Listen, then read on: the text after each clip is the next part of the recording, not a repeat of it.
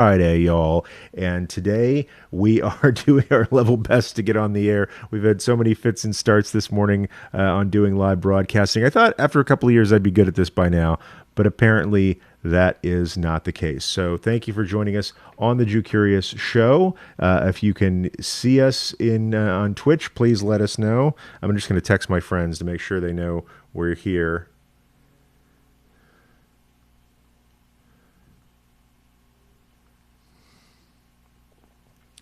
Dun, dun, dun, dun, dun. Oh, there we go. KG Wilcox is in the house. Okay, Twitch working. Nice to see you here, KG. Your Malowitz says, okay. Gosh, this is probably pretty frustrating for y'all. Normally, I like to be here punctually-ish, 9 o'clock, usually by 9:07, certainly. Today has just been one technical foul up after another, but I'm glad to be with you today. Thank you for joining us on Twitch. We're not on YouTube today. That's another bug I haven't worked out yet, and our multi-chat is down. So if you'd like to stop by and say hi, you stop by and say hi whenever you like. I hope you should stay at home though. That's probably the safest place for you. But if you want to virtually say hi, says KG Wilcox says pixelation is a mess, but chat is great. Okay, nice to know about that. What is going on with the world right now? Okay, Twitch on now. Hi friends, K Dixie is in the house. Triggers and Viv, KG Wilcox, your Malowitz, the gang is all here. Well, not the whole gang, but a good gang. I'll say. Unfortunately, your image goes pixelated from time to time. Good thing I'm not much to look at, but in any case, I'm really glad everybody's here. Welcome to the Jewcurious Show. Every week at 9-ish, which is turning into 10-ish, from just internet pipes, the tubes, but we are excited to be on the air today, and I think there's been some change in the Twitch platform that I'm using called Mob Crush, where the old pipes aren't working the way they used to, Sonny. So I hope that we can have some sort of show today. I've been really missing checking in with my friends.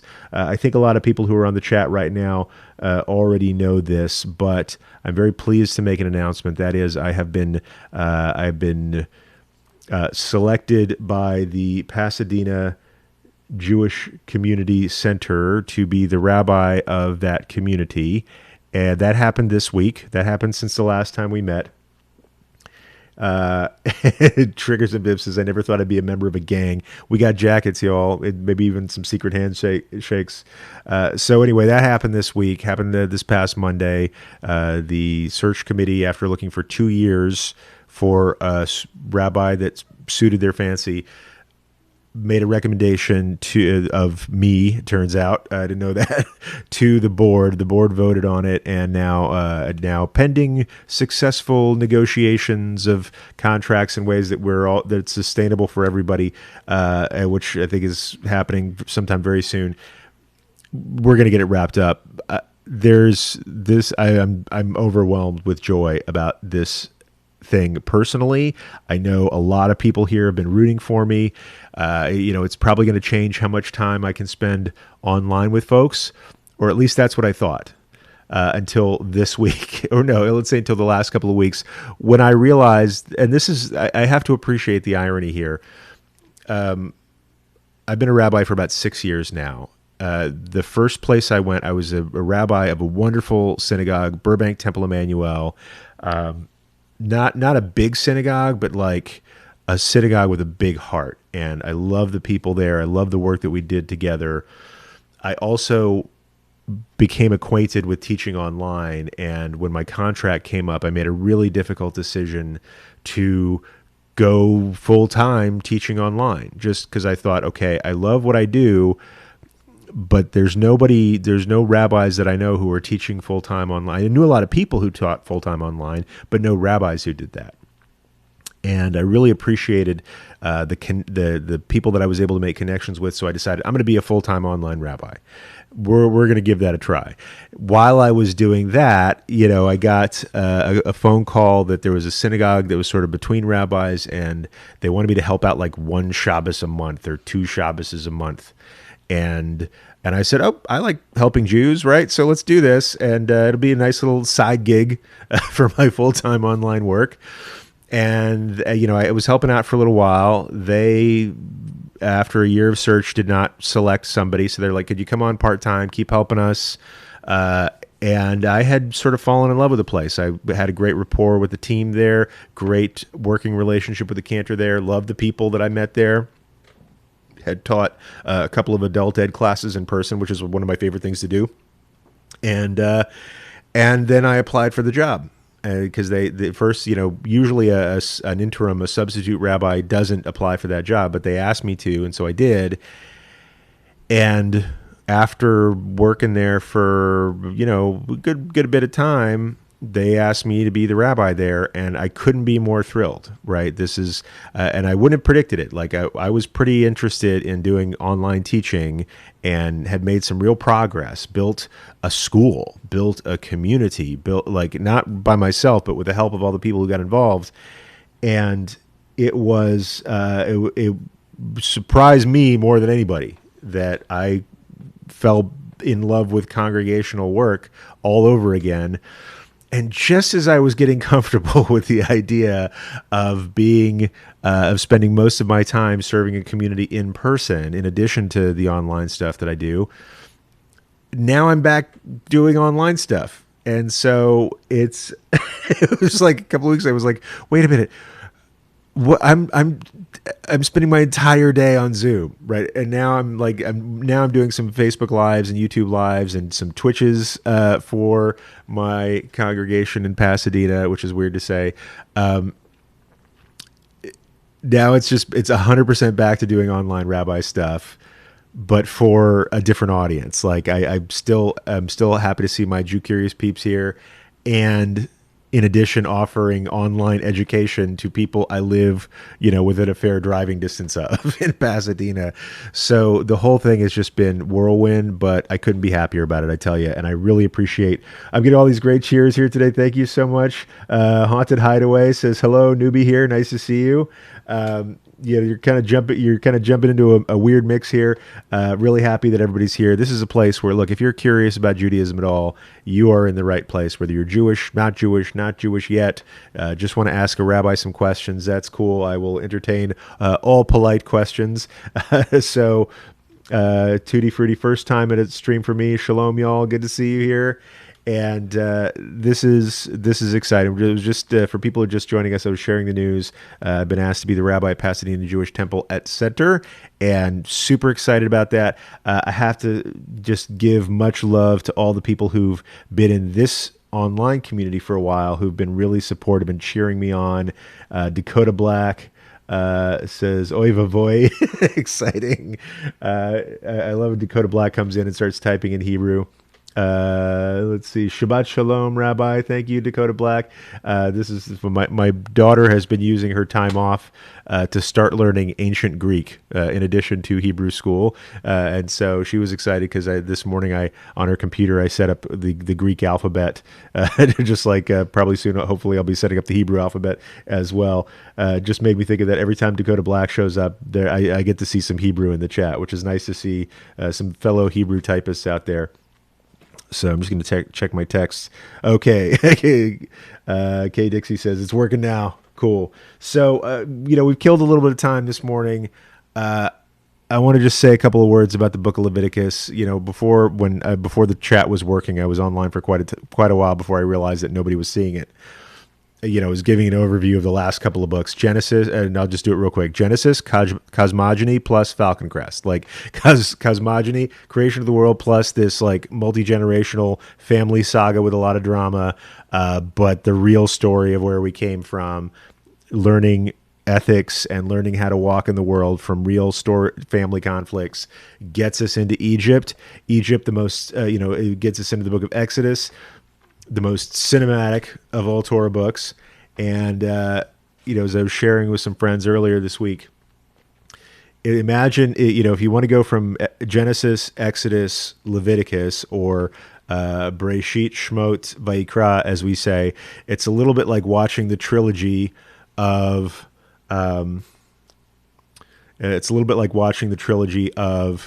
Star Wars: A New Hope, followed by The Empire Strikes Back, followed by an instructional OSHA video at a slaughterhouse, right? It's like, okay, here's this great, story of a wonderful start. Here's the I'm gonna go out on a limb here, say even better, even more exciting story of this people emerging with a great mission and a great guide, being the Torah. And now we're into the rules of, okay, here's how you slaughter a cow. Here's how you slaughter a goat. Here's how you slaughter a chicken. Here's how you give these offerings. Here's what happens, if you get certain skin conditions. There's some good stuff. Don't get me wrong. There's some great stuff in Leviticus, the very core of Leviticus, which happens to be the very core of the Torah. Like right in the middle of the middle book, we get the holiness code, right? We get this amazing charge from God that says, you're going to be a holy people. I, your God, am holy, so you're going to be holy too. And here's how to do it. And it's not like wear a certain thing on your head or only eat this kind of chicken. When it says you shall be holy and then follows up with commandments to instruct it, it says, don't put a stumbling block before the blind. Don't insult a deaf person. Don't stand idly by the blood of your neighbor, right? This is the core of it, and this is happening in Leviticus. We just got to get through a lot of rules and regulations first, and then it's followed by like a list of holidays and how many bulls to sacrifice on each. So that's the book of Leviticus in a nutshell. I'm sure I'm leaving out some very good parts, and Baruch Hashem, we'll get to unpack that in the weeks to come. But I wanted to teach a little Torah before we got started with a game that is really hitting it home for me this week. I haven't played this game at all, and I have to apologize up front. I know sometimes when we start a new game, it takes me a little while to figure it out. Like the Untitled Goose Game, I kept waiting for it to be fun. And maybe 3 hours in, it started being fun for me. But I don't know if it was fun for anybody watching me just walking around as an annoying goose bothering people. Hopefully this one will be a little bit more exciting. Let's see. We had your Malowit says, Rabbi, had my first professional stream today. You can't imagine how watching you online was helpful. Thank you for being with us. Of course. I'll tell you what, I have never seen more rabbis on the internet than I've seen in the last couple of weeks. I think we're all being challenged to take those things especially those things we were really good at doing one way, and figuring out how to offer the same service and help to people in a totally different way. Like same values, same value that we're offering to people, but we're now challenged to do it in a different way. And I know that the synagogue where I work at now for some time to come, apparently, Pasadena Jewish Temple and Center, I mean, I've seen it in my own work experience, and I'm seeing it with others.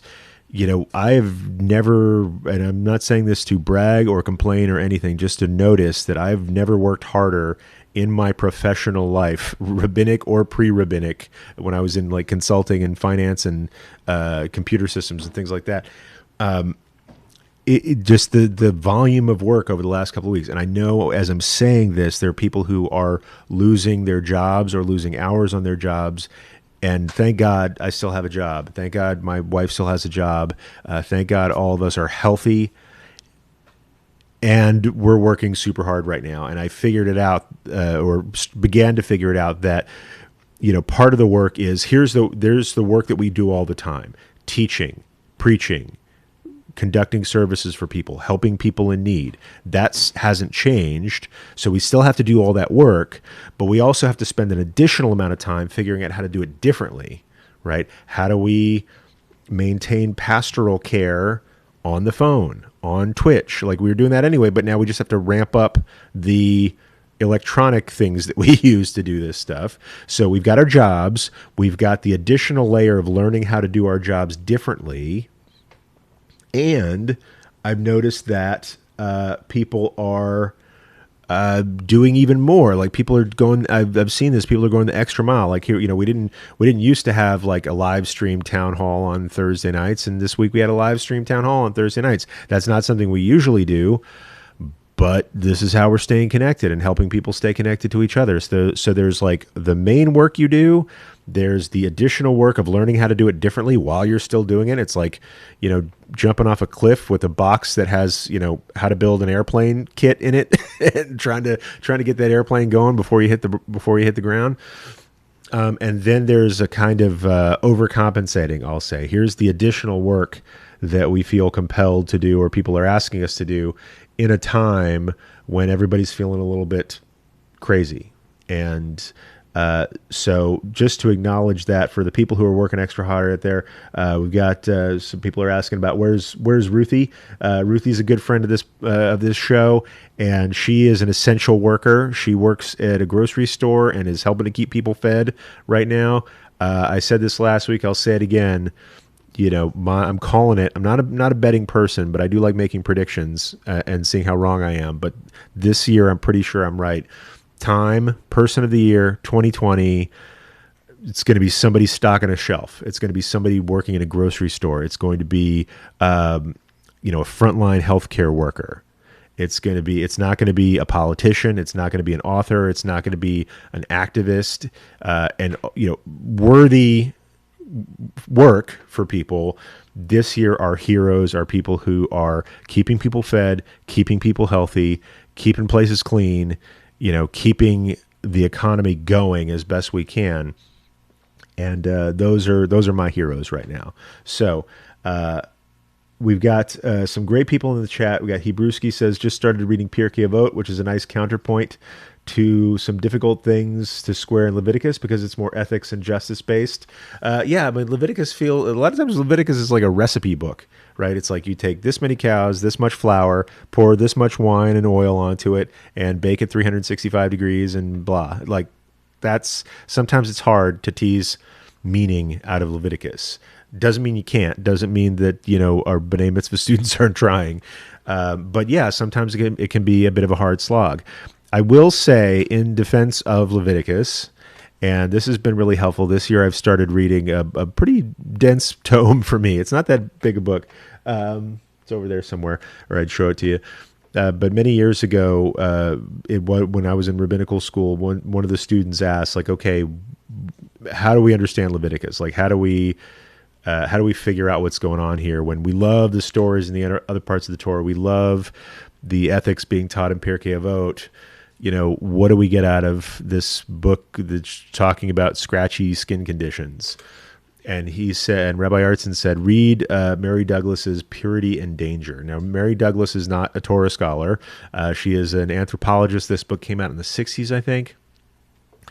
And her thing is looking at different cultures and understanding the relative idea, the culturally relative idea of dirt, D-I-R-T, dirt, as in dirt McGirt, no relation.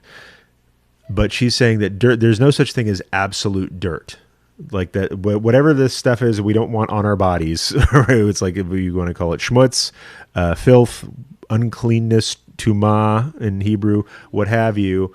That is culturally determined. Now, we have also an understanding of germ theory and virology. I think more of us probably know more about viruses now than we wish we did.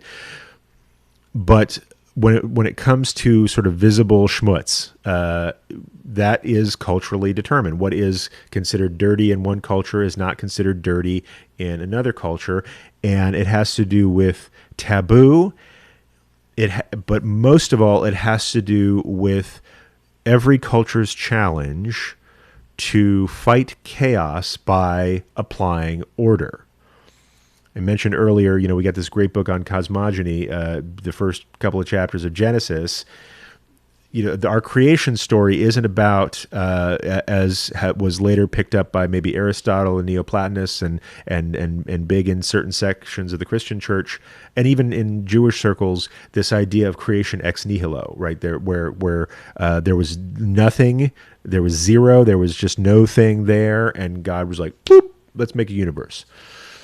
If you read closely in Breshit, it says the earth was unformed and void, but it was more like it does. Unformed and void is a really poor translation of tohu vavohu, which is almost more onomatopoeic. It's like there was just schmutz and wutch. It's just mess. says there was water there, water, the most, let's say, chaotic form of H2O.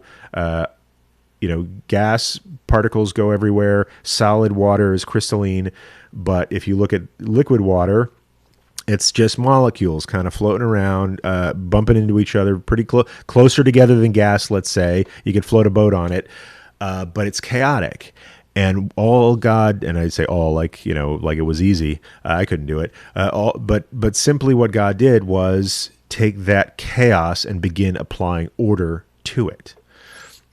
And Mary Douglas's idea is that every society has this project of taking the chaos that it's faced with and making order to help people get through the day, whether it's economically, relationally, or spiritually.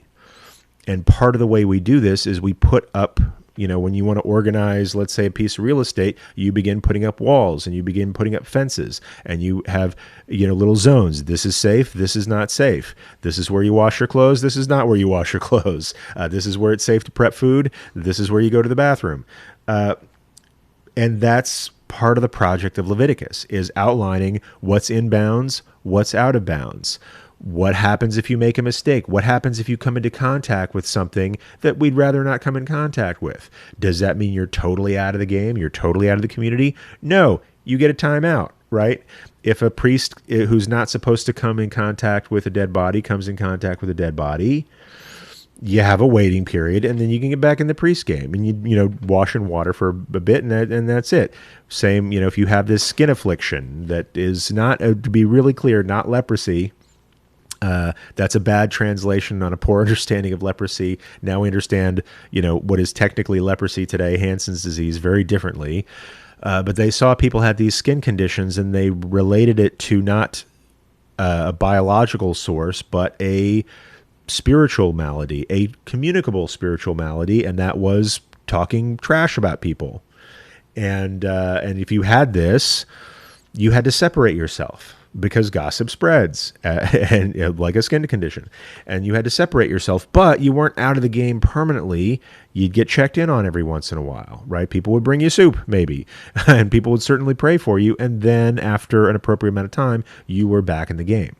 And so this is for people who have a hard time getting through Leviticus, I'll ask you this year, Leviticus is probably never going to be more popular than it's going to be right now. That it's going to be, like, Leviticus is so hot right now. Check it out, and check it out with different eyes. Those eyes being, okay, what's the chaos that they're fighting against right now? Like, what problems are they trying to solve? I mean, I know this seems kind of obscure, but what's the problem that they're trying to solve? Leviticus chapter 4, for example, is talking about what happens if you break a commandment by accident. Like, what happens if God says thou shalt not, and then you go and shout, but you didn't know that it was a bad thing when you did it. Somebody told you later, oh, you didn't notice when you did this thing, or this thing that you did, by the way, read the Torah more, it's that you shouldn't have done that. And when you realize this, you're supposed to make an offering, like an expiation. It's a little bit of a fine, if you will. It has educational qualities to it, like a speeding ticket, right? At least, then you have a bigger speeding ticket. It says, if you're a regular Joe Schmo and you make a mistake, and you find out about it, which I guess, I don't know if that was now, I actually looked this up because I've been watching a lot of Doomsday Preppers. Female goats are actually more expensive than male goats. Perhaps male goats were more expensive back then, the way that bulls are often more expensive than cattle, than lady cows, whatever you call a lady cow. I know I'm from Texas. I was kind of a city kid even in Texas. But if you are a priest, you have to sacrifice a bull. Now, I've checked prices recently, I don't know from good goats, but like good goats now go for about $300 to $400 if it's a good stock female goat, gives milk, maybe has babies. $300-$400. A bull today, I don't know market prices today, but when I looked this up, because I was working with a bar mitzvah student, a bull today goes for about $5,000. So if you're a priest, you have an even bigger fine to pay. And this teaches us, yes, somebody says, now with 64 says a lady cattle is called a cow. Okay, I'm dumb, but I'll take it. I'm always happy to learn with people as much as I am to teach. So the point is, yes, this seems like cut and dry rules, fines, penalties, no fun. But what does this teach us about leadership? Right? The more people you are responsible for, the more you have to pay if you make a mistake. Also, if you're responsible for people's spiritual health versus, let's say, fixing potholes in the neighborhood, you have an even higher fine to pay. Right? So I think when we get into the details of Leviticus, we can actually learn quite a bit about how to run our lives. And so I'll just give you that chizuk as you're reading Leviticus this year. You're like, ew, skin conditions, ew, I don't like what they're talking about different kinds of relationships and things like that, especially Leviticus 18. Sometimes it's hard to get through. We'll talk about that when we get there. But just try to understand, give them the benefit of the doubt, and try to go to Black says, who teaches the congregation? The rabbi. Who teaches the rabbi? The congregation. Absolutely. So that's the Torah that I wanted to teach today. And it wouldn't be Fun Friday without a little bit of video games. So we're going to play a little bit of video games. I actually downloaded this. We've been playing Legend of Zelda Breath of the Wild for a while now. And so I wanted to try something different. This was, I think, a much smaller game. Like Breath of the Wild took my wild breath away. Just possibly one of the best video games I've ever played. And I've played some video games, right? I'm not bragging, but I've spent a lot of time playing video games over the course of my 44 years. And Breath of the Wild, really up there. It's like if you took the entire Splinter Cell franchise and smushed it together. And I feel very strongly about the Splinter Cell franchise. I miss that very much. It's old school Xbox, original OG Xbox there, not Xbox One. Then that might approach the complexity of Legend of Zelda Breath of the Wild. So today I got one that was a little bit smaller, and please, I hope this doesn't trigger anybody. So D. Alexon said, now there's an interesting question, K. Dixie. Rabbi, how are we to feel about astrology? Let's say, so I'll try to answer that as politely as I can before we get into the game. I'm sorry, even that sounds condescending. So there is actually a lot of discussion of astrology in the rabbinic texts. There, on the one hand, even in the Torah, it's very serious about certain kinds of mysticisms. Like, do not try to talk to dead spirits. Like, do not try to get into necromancy and things like that. It's one of Saul's big mistakes, is that, like, God said, okay, don't talk to the spirits of the dead.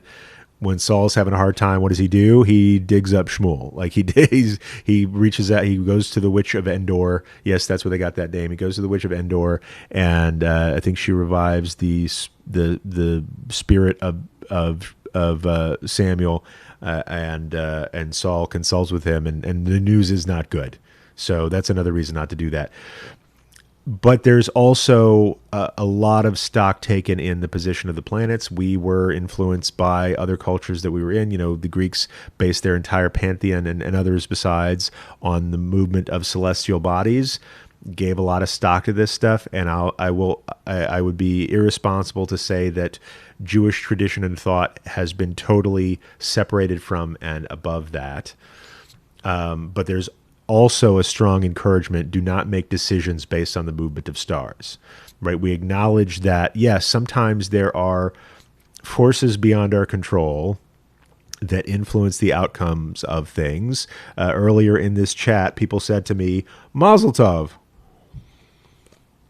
when I shared my good news. And Mazel Tov is essentially astrological. Mazel means star or constellation. So when somebody says Mazel Tov, they're saying good stars, right? Or good constellation, or man, you have the right sign today.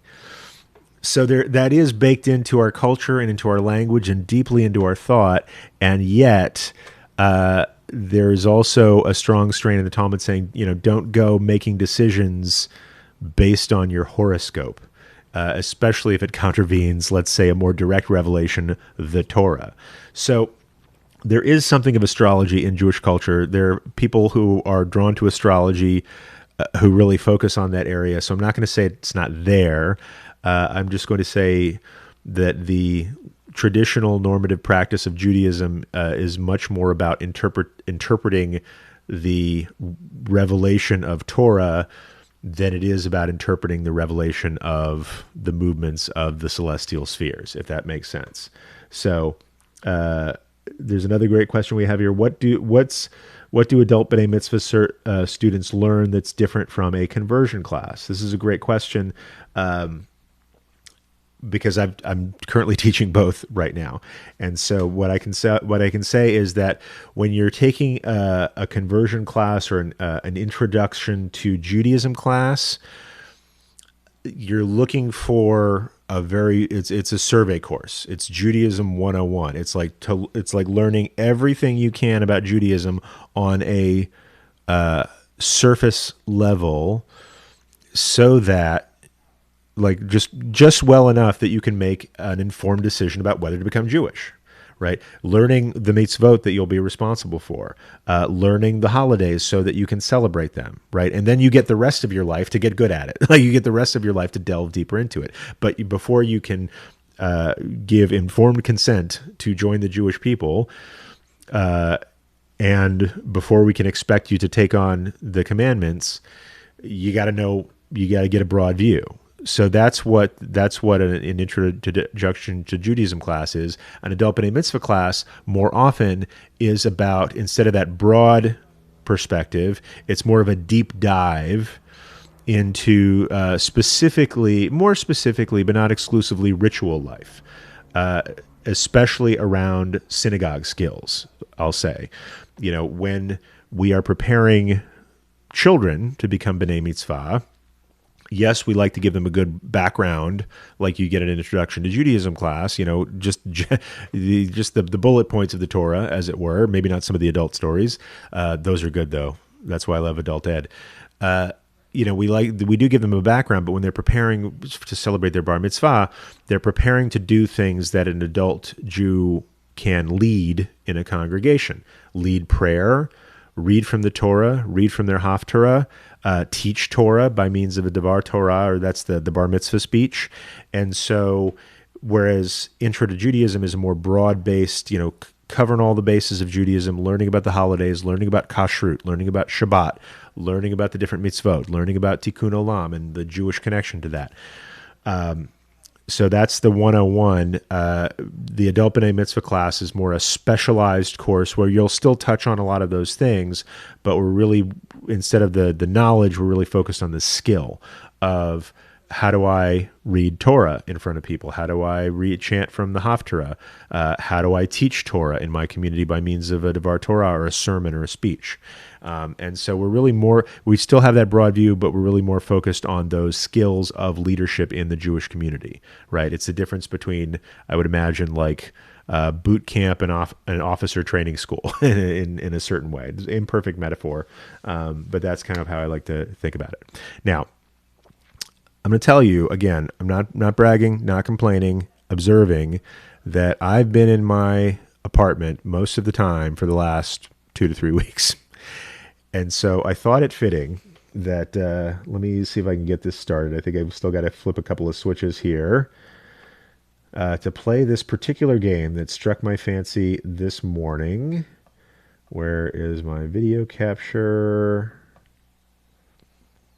Gonna activate that. Hope it works. And away we go. This game is called Escape First, where the entire point, I think, is to get out of a room.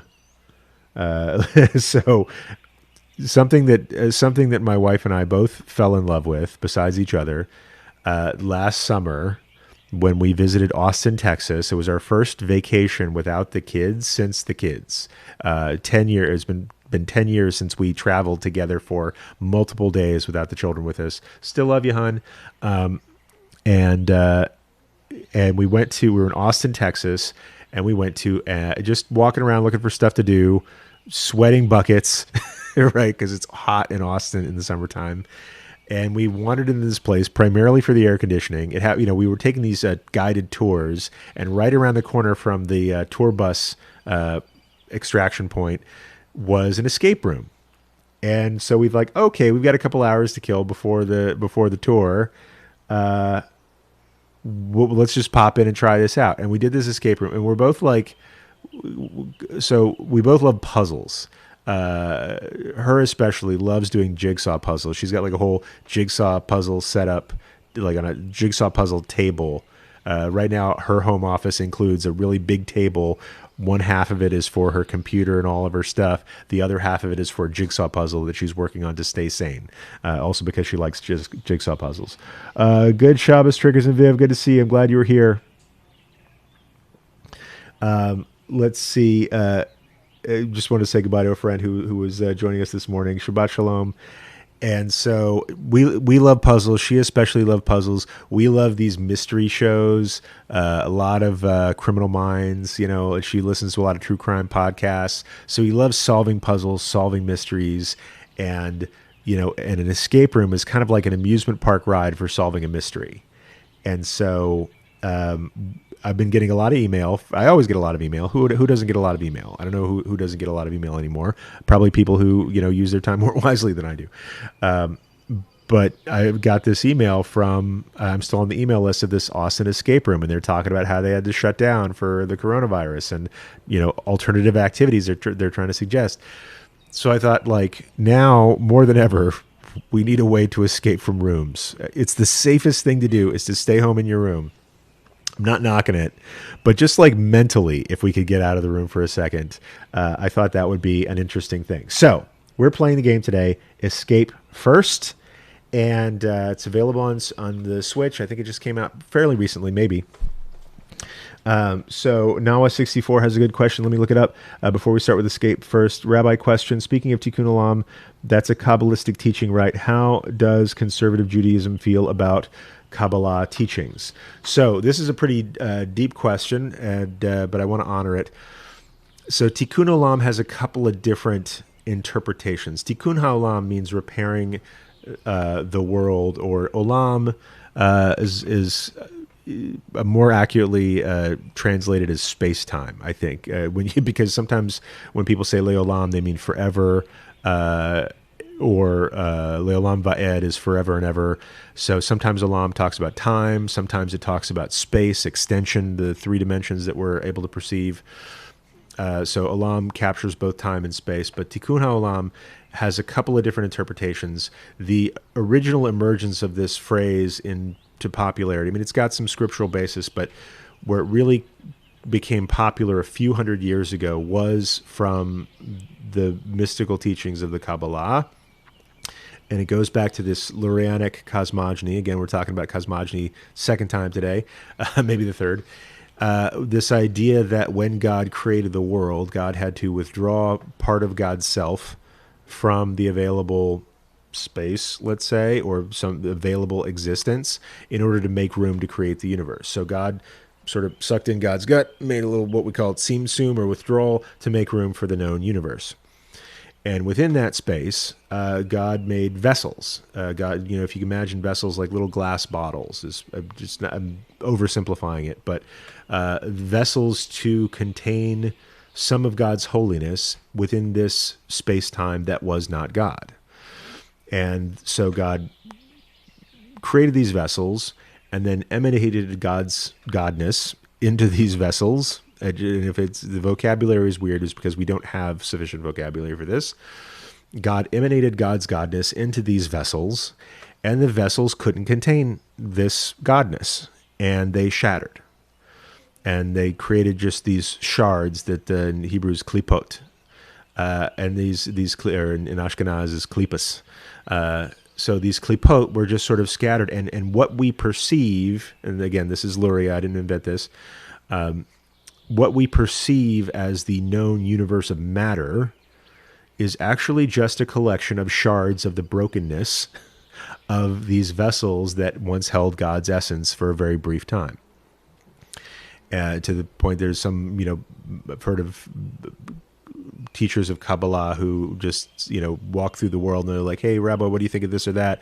And the rabbi would just say, it's all just klipas. It's all just klipot. Like, this is, what we perceive as reality is just broken shards of what could be, what has been and what could be. And our job is to put those broken pieces back together again. Our job is to dust them off so that we can find that pintalayid, that holy spark within those things. And so the work of a human being in the world is to dust the schmutz off of these shards and put them back together again.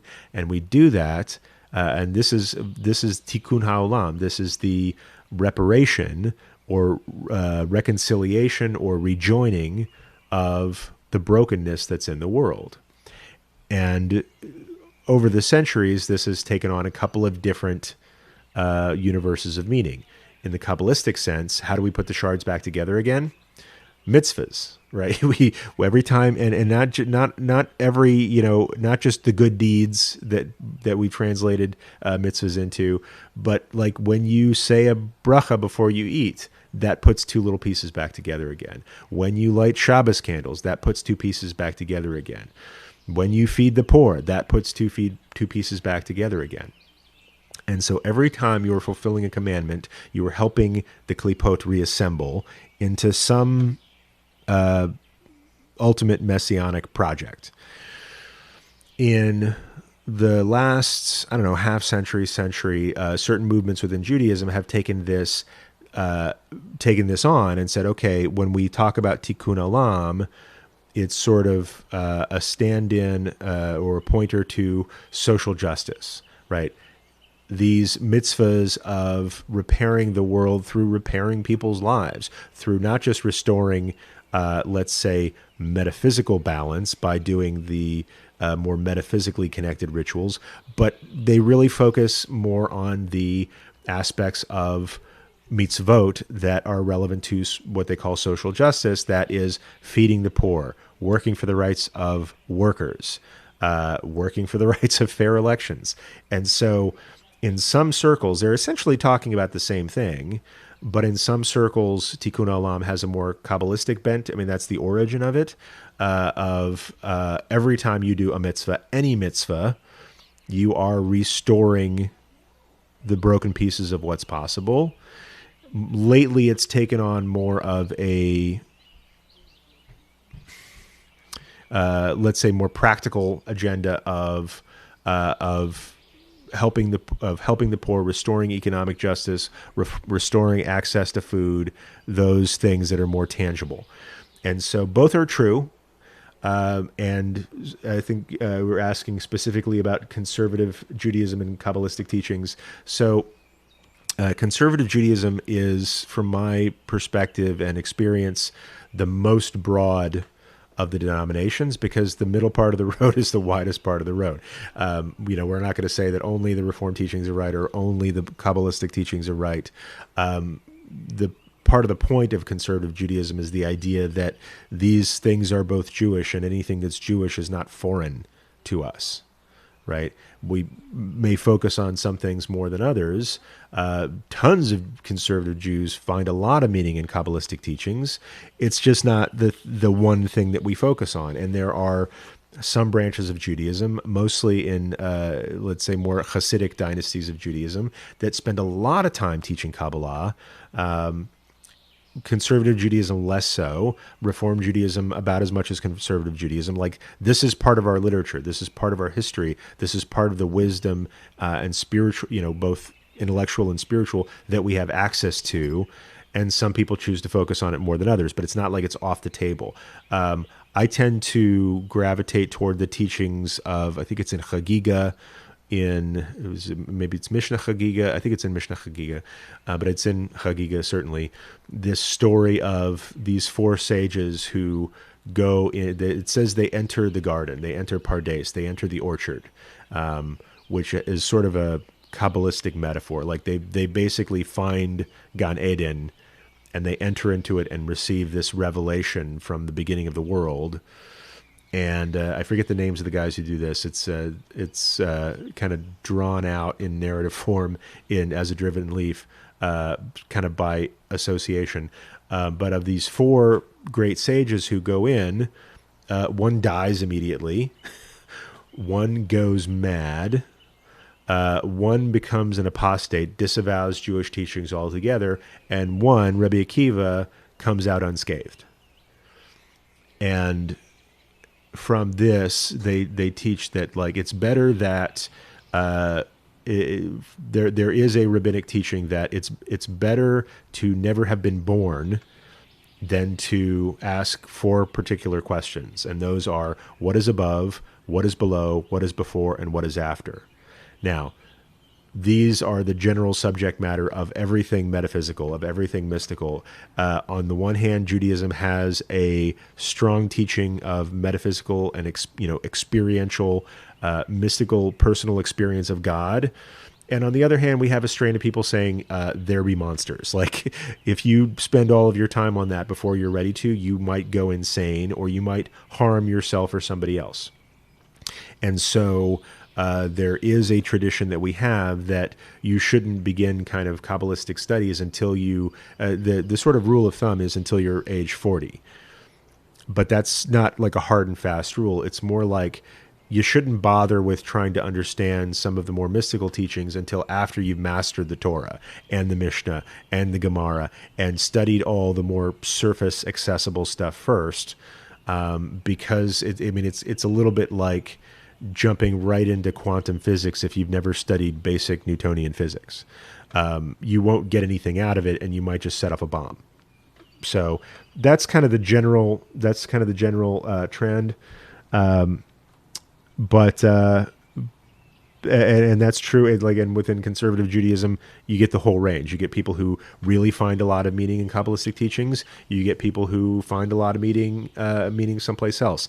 I tend to be more interested in studying Mishnah and Gemara and Halacha. But I know that even in Halacha, Rav Yosef Karo, who wrote the Shulchan Aruch, great legal mind, also one of the, in the circle of the Kabbalists of Sfat. So all of it's ours, all of it's native, all of it's accessible.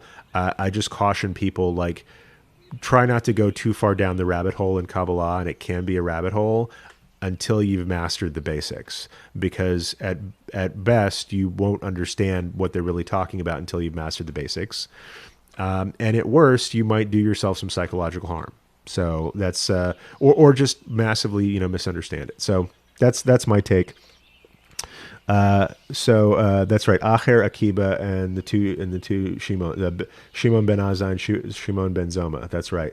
And so, As a Driven Leaf doesn't tell this story specifically, but it does tell the life stories of Acher, that is Elisha ben Abuya, and his bestie in that story, Rabbi Akiba, and the two Shimons, one of whom dies and one of whom goes mad. And so that it doesn't tell them, they walked into a garden and that happened. It just sort of tells the story of the life, and that's the outcome that they had. So with that, I want to do, I do want to spend, I know we started late. I do want to spend a little bit of time on this video game. So I'm going to ask you a question. Looks like I'm in a room. Oh, English. We're going to stick with that. Oh, what's this? Oh, Escape First 2. That seems ironic. Curious. So these are other games we could play. This is a couch. And I guess this is what room we're going into next. So help me choose here. Do we want to go in Psycho Circus? Do we want to push the red button? Or do we want to get lost in time? I'm indifferent. So whoever gives me a suggestion first, I might go with that suggestion. Psycho Circus, the red button, or Lost in Time. Lost in Time win. D. Willexen for the win. Lost in Time. That's actually a little bit poignant right now too. I'll say, so I saw somebody post a picture of a clock, but instead of the hour, it just said Thursday, Wednesday, Thursday, Friday. So that's okay. Okay, I'm clicking it. Boop, boop, trying all the buttons. All right, I'm already bad at this video game. I'm trying to select Lost in Time. Boop. I can't just walk into it. None of the buttons seem to be working. Let me check. Oh, there's a menu. What on earth?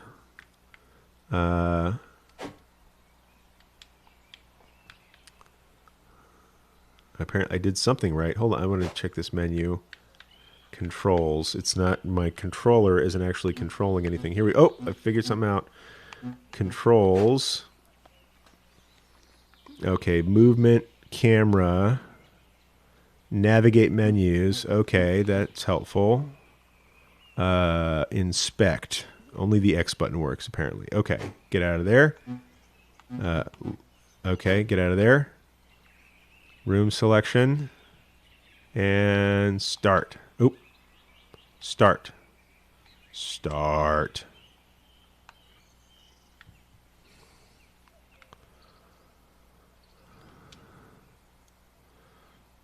All right, this game is hard. So, game.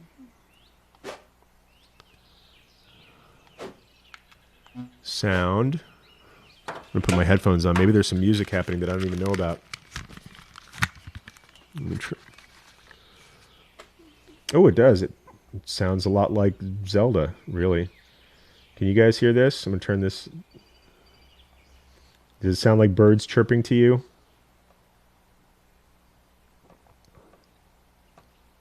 I'm going to turn that up a little bit. Can you guys hear the birds chirping? Well, yes, okay. Maybe this is the game, Rabbi. I'm trying to escape from the menu, apparently. Okay. So, music, all right. Oh. You have agreed to take part in an experiment relating to space-time. Huh.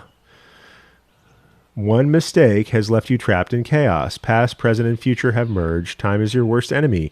Will you be able to beat it and return to your reality before it is lost forever? Talk about Tikkun Olam. All right, let's try the controls one more time. Give hint. That sounds. Give a hint on how to navigate controls. Movement, camera, menu, inspect. Release slow camera.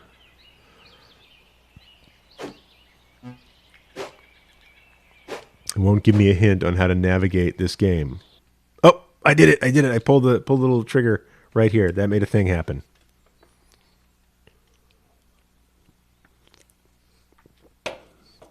Alrighty. If you're just joining us, this has been a really weird episode of the Jewcurious Show. If you're curious about Judaism, feel free to ask a question in the chat here on twitch.tv/Jewcurious. Time never goes back. Okay, I think I'm having an acid flashback right now. I don't know what's going on here.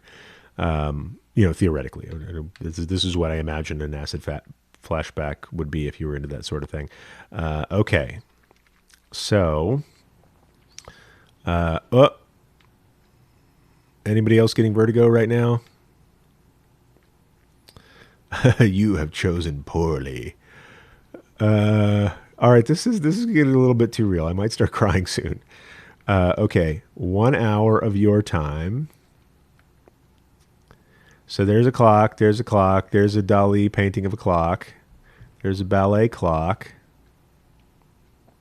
There's a big clock. There's a little clock. There's a compass.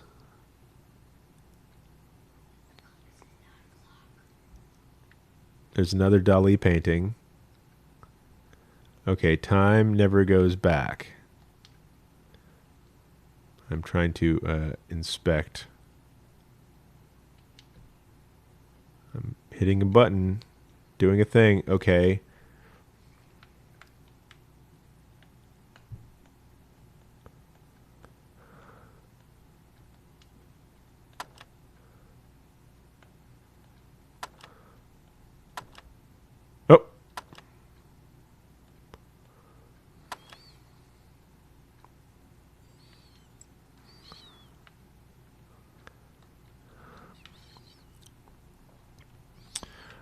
righty. Something tells me this is 12. Okay. The pencil is pointing. Should I move the pencil? So, any doth protest Dakota back does? Oh, sure. Theoretically, doth protest too much. Thank you for that. Okay. Whoop. There's a shadow. Is that a shadow? Is that there's some schmutz? I feel like now we're in CSI. I don't know what that is. I feel like I need a black light. Oh, there's an owl. Hey, owl. There's an owl. Inspect the owl. Inspect that. ZL to exit. Even a broken clock is right twice a day. Okay.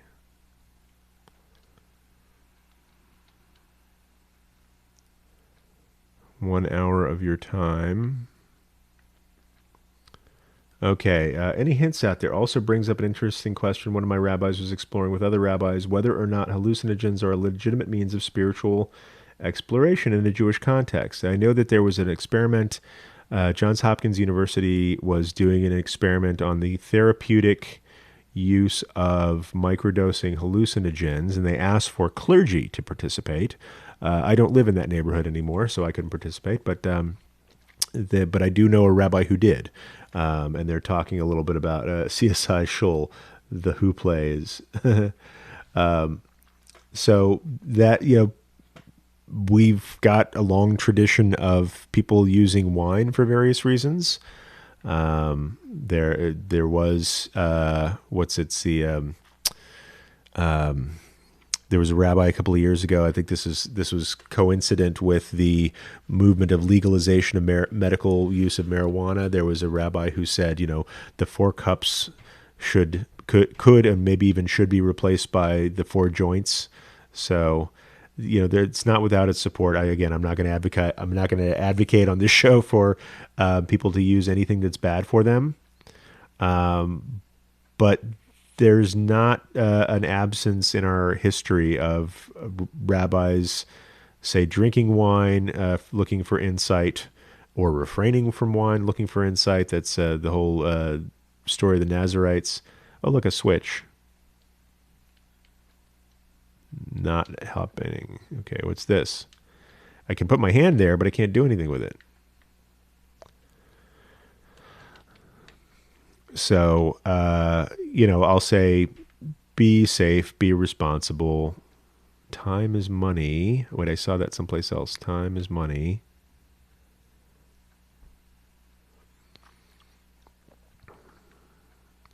Where did I see that? 1 hour of your time. Time is money. I think I found a clue here. Do not hallucinogens adversely affect cognition and proper thinking? In addition, several ancient polytheistic religions deliberately use hallucinogenic substances to attempt to tap into divine power, with far too limited success, in my opinion.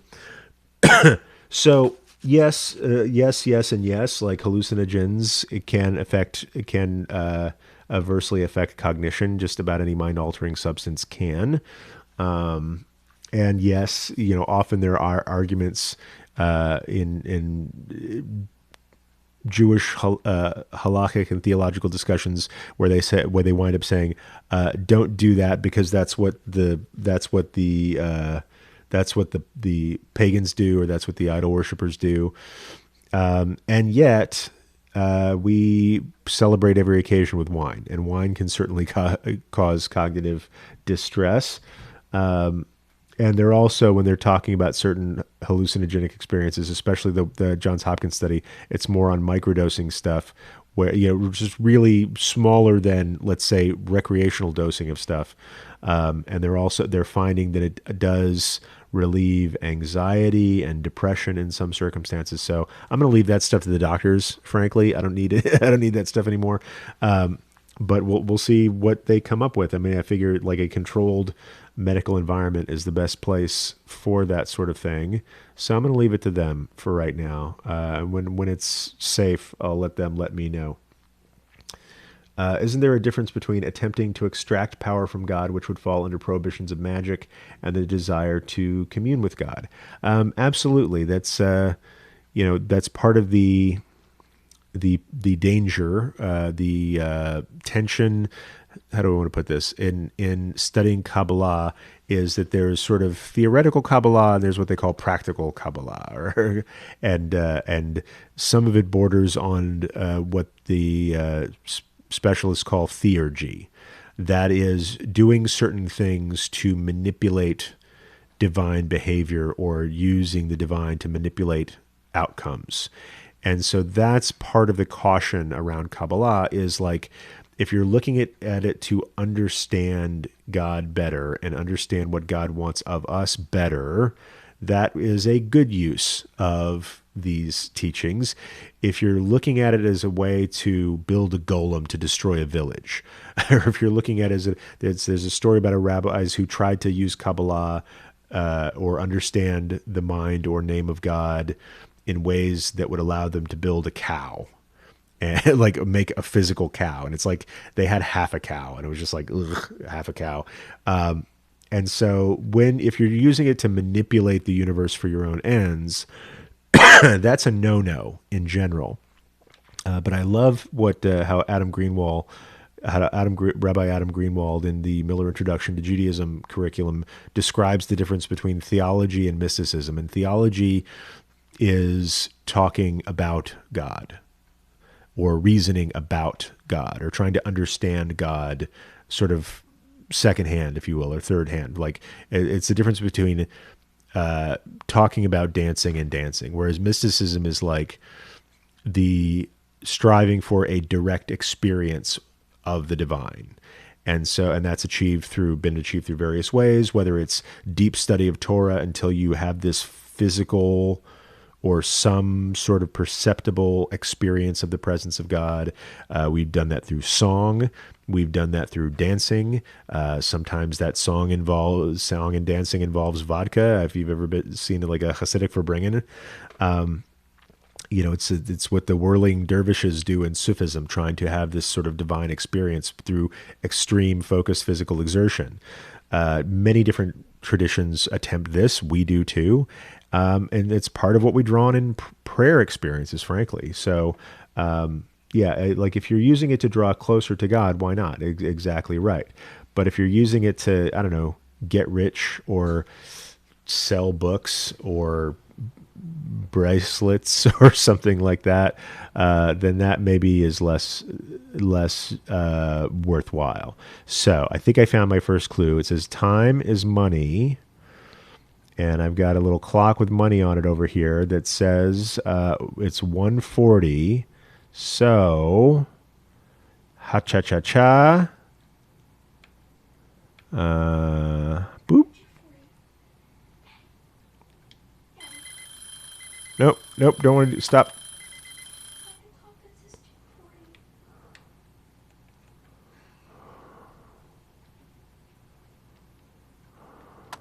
Oh, I got the one. Let's see. Nope.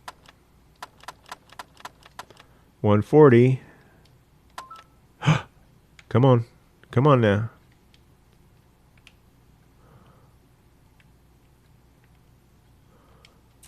Oh, I did it. I did a thing. Looks like if it makes you become like a Joel Osteen, you took a wrong turn, lol. Okay. So I'm not gonna either disagree with you or endorse trashing Joel Osteen. I think there's plenty of other people who can do that without my help. D. Willickson says, I just don't see how making yourself inebriated in any substance can elevate you to a higher spiritualism. I don't disagree with you, D. Willickson, but people do it all the time. So let's see. I figured out a clue. I got a red cross here. Oh, take a closer look at the item by pressing the X button while holding it. Ooh.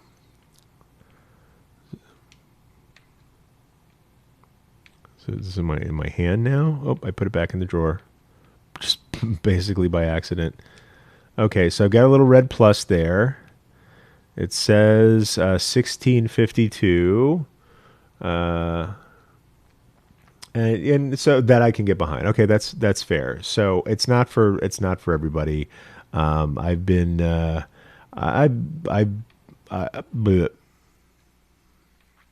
I've been laying off any kind of intoxicants for a while now, and I certainly feel better for it. But I don't yuck other people's yums. I don't encourage abuse of your body with intoxicants.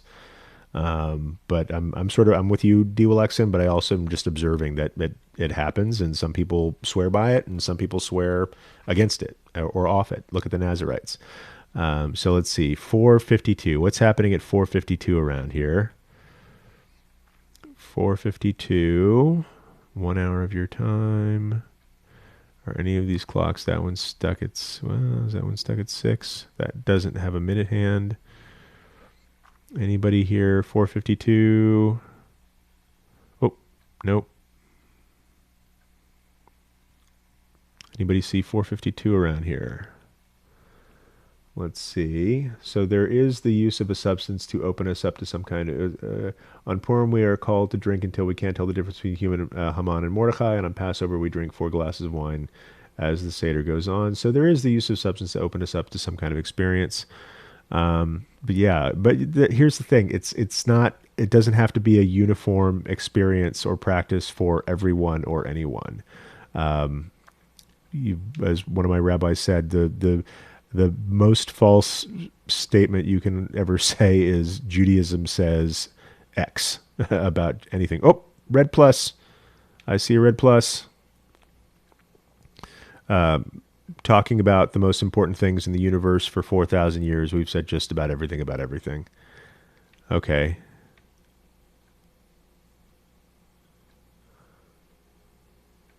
Red plus.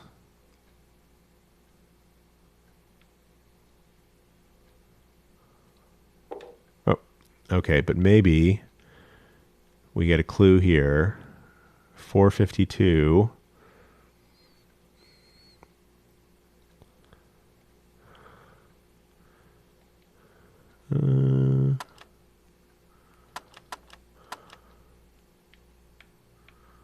Four.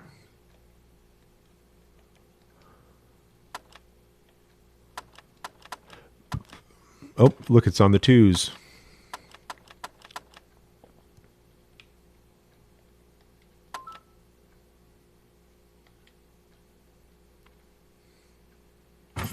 Aha!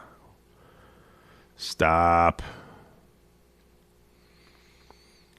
Stop when? Stop at 12:30. See if we can.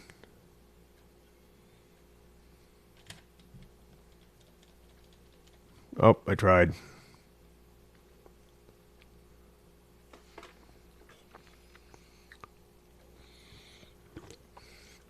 Now I gotta wait.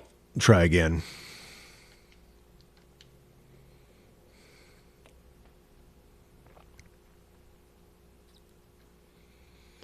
See if that gets around to 12:30. I'm going to try to stop this using what limited controls I have at my disposal. And stop. Oh, okay, that didn't work. Rabbi, you mentioned order of learning Torah, Tanakh first, Mishnah, Talmud, then what comes after that in what order? So I'll refer you to... I could give you sort of my personal take, and I can and there's also a passage in Pirkei Avot. The chapter and verse escapes me right now, but generally speaking, it's like first you should try to get a handle on the narrative of the Torah, the first 5. Then there's the Tanakh, that's helpful.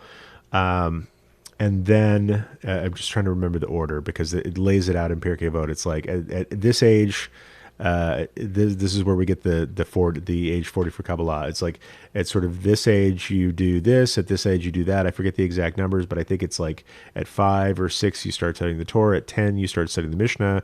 So it's the Mishnah makes a lot more sense if you have a handle on what is in the Torah, because the Mishnah is basically codifying commandments that are given in the Torah, and then the Talmud is good commentary on the Mishnah, but it's not like you have to master the whole Torah before you start with the Mishnah.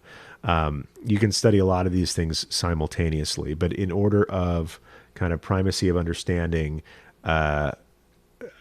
I would go for the Torah. I would study the Mishnah before, spend some time studying Mishnah before you study Talmud, because Talmud is basically reconciling various parts of the Mishnah. You can, within there, learn halacha, because halacha just kind of helps you get through your day. Things like the Shulchan Aruch say, okay, the Torah says you should zachor Yom HaShabbat l'kodsho. Right, that means you should remember or commemorate the Sabbath day. According to Maimonides, how do we fulfill that mitzvah? By lighting candles, right? And so you'll have a Mishnah on what's the proper way to light candles. We light candles, but before Shabbat, but not after Shabbat. If it's Shabbat, you can't extinguish the candle. You can't extinguish the candle. You can extinguish the candle if there's like a sick person in your house and the candlelight is keeping them awake. In that case, you can extinguish the candle. But if you're just trying to save the candle or save a wick, that's not a good reason to save the candle. So the Mishnah starts giving us those kinds of ideas. The Talmud is basically a really inside baseball debate about the meaning of the Mishnah, and also lots of great stories about people either keeping the law with hilarious consequences or breaking the law with devastating and sometimes hilarious consequences. But at the same time, you can go into the Shulchan Aruch and it'll tell you, here's exactly what time you should light those candles. So you don't have to just take it totally piecemeal, but it just, in terms of a foundation, it helps to have a handle on the narrative of the Torah, and to a certain extent Tanakh, the broader Tanakh, and then go into the Mishnah, because the Mishnah is talking about stuff that happens in the Torah, if that makes sense. And going into the Talmud without understanding the Mishnah that it's reflecting on gives you an imperfect or incomplete view of the Talmud. And so, Torah, Mishnah, Talmud, the law codes like Maimonides' Mishnah Torah and the Shulchan Aruch are largely spelling out for their time and place, and sometimes those prescriptions are enduring and still worthwhile. It gives you the exact how to do these things, and they're basically taking all the different arguments in the Talmud and saying, okay, here's what we're going to go with, and here's the right way to do that thing. And so, yes, you can read the Shulchan Aruch, and one of my teachers is going to roll his eyes at me if he hears me say this. Many people use the Kitzur Shulchan Aruch as sort of a summary, but that's more in like From and Baal Tshuva communities. They're saying all you need is the Kitzur Shulchan Aruch. You can get through your whole day with that. But if you only study the Kitzur, which means the summarized or short Shulchan Aruch, if you only study that without studying the deeper Torah, Mishnah, and Talmud behind it, you're basically just being sort of a hyper pietist zealot. So for some reason, there's a thing going on there. So that's that would be my suggestion. Find the Pirkei Avot where it says, okay, at this age you do this, at this age you do that. 70 is the measure of a person's life. It just, I would find that, and it'll give you like a good rubric for what to do, kind of in order. You don't have to follow the age limits, but just that's a good order for it. So. All right. Well, we've gotten, this has been a weird day. It took us a while to get started. Had some great questions in here. I shared some great news that was really important to me. And we've also gotten a little bit into this game. Unfortunately, because we got to a late start, I'm going to have to go pretty soon. Got a couple of more meetings yet today. And then I will say, I will be live streaming again, not with this fantastic game, because I really want to try a different format for a while with my community in Pasadena before I start playing games with them. We got to get to know each other first. And so I'll say we're going to keep doing Fun Friday for a while yet. And not like today, but next Friday, hopefully we'll be back together again.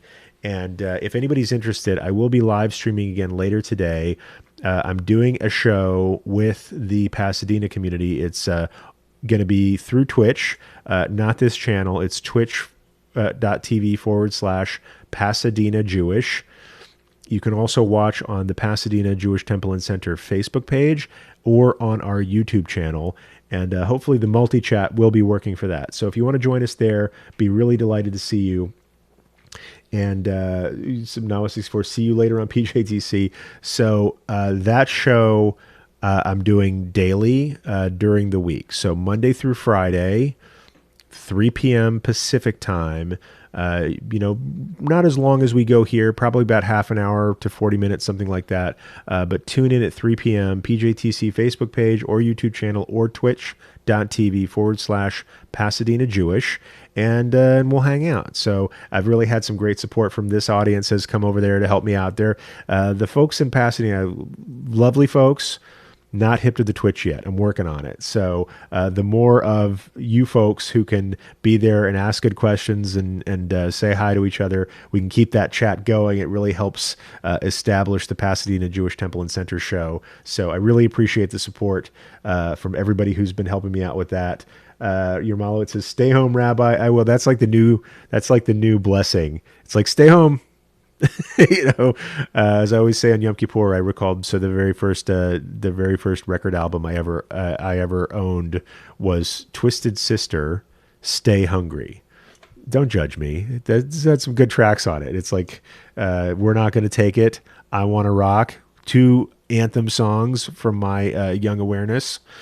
And it was also dedicated to Arnold Schwarzenegger from his role in the movie Stay Hungry, which is the most hilarious movie about bodybuilders I've ever seen.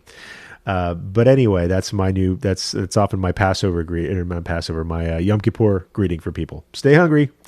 So now I think the nicest blessing you could give to people is stay home, stay safe. I'll say the same to you. Baruch Hashem, we can still connect in this way while everybody's staying home. So, like, who knew? Who knew live streaming was going to come in so handy? But in any case, I really appreciate learning with all of you. Thanks for learning some Torah with me today. Thanks for your great questions, for playing a little bit of Escape Room with me. We'll be playing this game. Who knows? I'm spending a lot of time at home, so I might figure out this whole game before next week. But we'll see what happens. So Decoded Black says, my first album was Weezer Blue Album. My first Weezer album was the Green Album, also a very good album. So thanks for all the cheer today as well. Really appreciate your being here. Until next time, heroes, Shabbat Shalom. Stay home, stay safe, and peace.